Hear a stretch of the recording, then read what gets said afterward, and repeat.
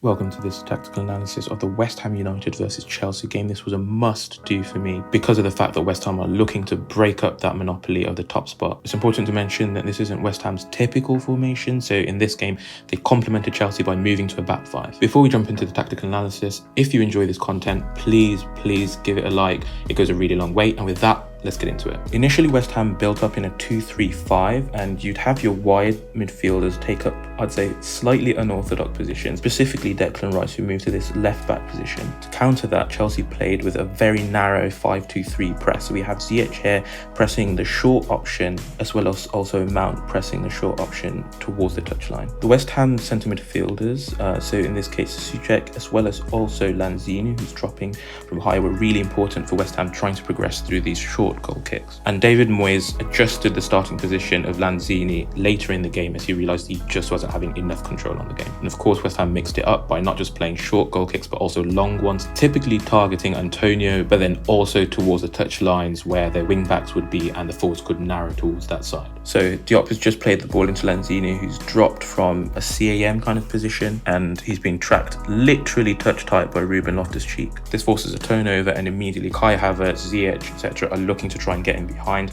They combine, and then you see far side Marcos Alonso trying to join this direct attack from the regain. This, of course, being your left wing back and one of Chelsea's key sources of goals this season. By that I mean that the wing backs are providing a lot of attacking impetus, with Reece James having at least 4 goals. So in possession, as West Ham moved it up the pitch, they would look to move into a 3-2-5 position versus Chelsea's 5-2-3 with the forwards being narrow. So overall, West Ham were looking to create crossing opportunities far side or cutbacks. Those cutbacks were created by Bowen or Antonio moving into that wide space and providing runs in behind the wing back or wide centre back of Chelsea, and then looking to cross it in for the other. This is a really good example of that. So we see here with Antonio, he's just dropped off the line, providing himself as an option. But due to Chelsea's back five, Christensen is able to track Antonio dropping off and prevent him from being able to face the Chelsea defence and attack it directly. So whilst I said 3-2-5, your centre midfielders for West Ham are actually very separate, with Declan Rice in this case providing the CDM role, and then you have Souček in a more advanced role. Typically he was looking to provide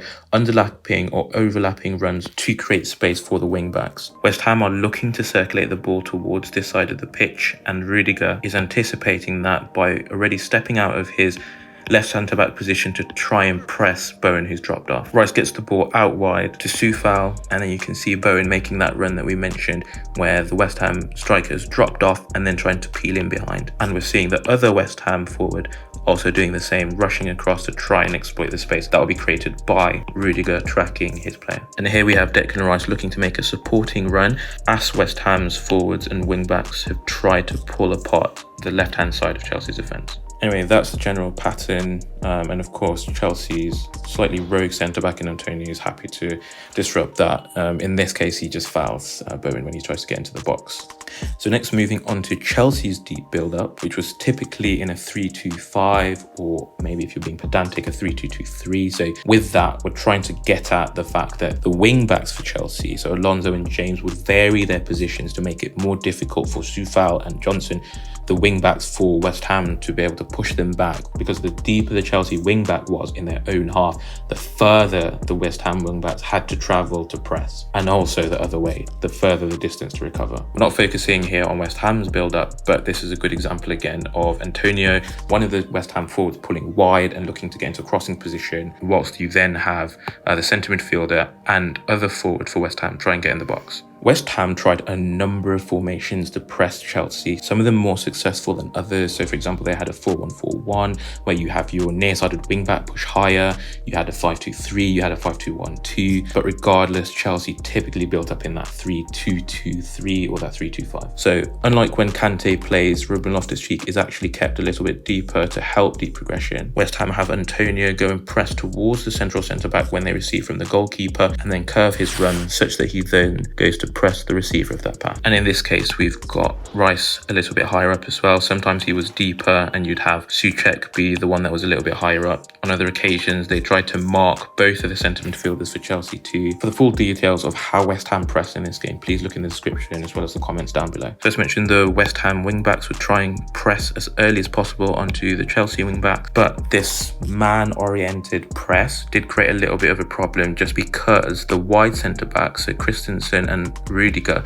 would then be able to drive from deep, and as long as they got beyond Antonio, there was a lot of space for them to run into, as it was very difficult for any other West Ham players to leave their man and try and confront the wide centre-back. And beyond those first two lines of pressure, the Chelsea forwards would try and move around and provide themselves as options. Normally that would be Ziyech or Mount, whilst ahead of them, Havertz would look to try and hold the line. And later when Lukaku came on, Chelsea used a long ball as an option to go over the West Ham press. So we have Chelsea looking to build up in their 3-4-3 with the wing backs providing the width, whilst a forward or two drop off the line to provide a short passing option. And on this occasion, Chelsea are being pressed in a 5-2-1-2 shape. So Declan Rice is a little bit deeper here, while centrally Souček was trying to help Lanzini, who was trying to put pressure on Jorginho. But Ruben Loftus-Cheek was able to drop from just a little bit higher and find a little bit of space for Thiago Silva to be able to fire a pass into him. And the Chelsea number 12 would drive into space whenever West Ham begrudgingly afforded it to him. And taking a leaf out of the Chelsea defensive book, you have the West Ham wide centre-backs,